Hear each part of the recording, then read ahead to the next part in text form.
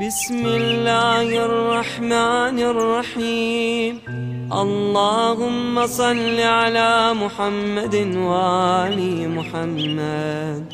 يا من تحل به عقد المكاره، ويا من يفثو به حد الشدائد، ويا من يلتمس منه المخرج إلى روح الفرج.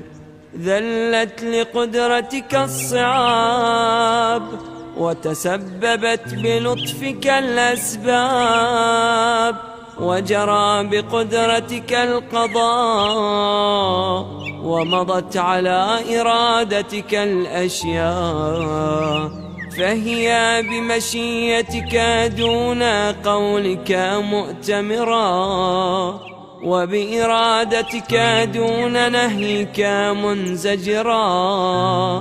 أنت المدعو للمهمات، وأنت المفزع في الملمات، لا يندفع منها إلا ما دفعت، ولا ينكشف منها إلا ما كشفت. وقد نزل بي يا رب ما قد تكأدني ثقله،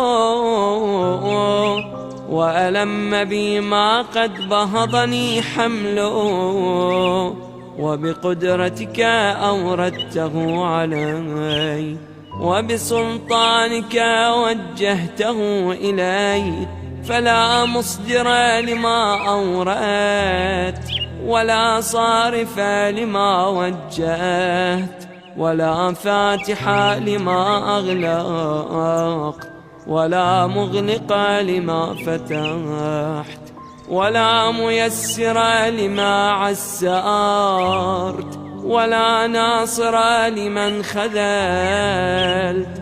فصل على محمد وآله، وافتح لي يا رب باب الفرج بطولك، واكسر عني سلطان الهم بحولك، وأنلني حسن النظر فيما شكوت، وأذقني حلاوة الصنع فيما سألت، وهب لي من لدنك رحمة وفرجا هنيئا، واجعل لي من عندك مخرجا وحيا، ولا تشغلني بالاهتمام عن تعاهد فروضك واستعمال سنتك، فقد ضقت لما نزل بي يا رب ذرعا،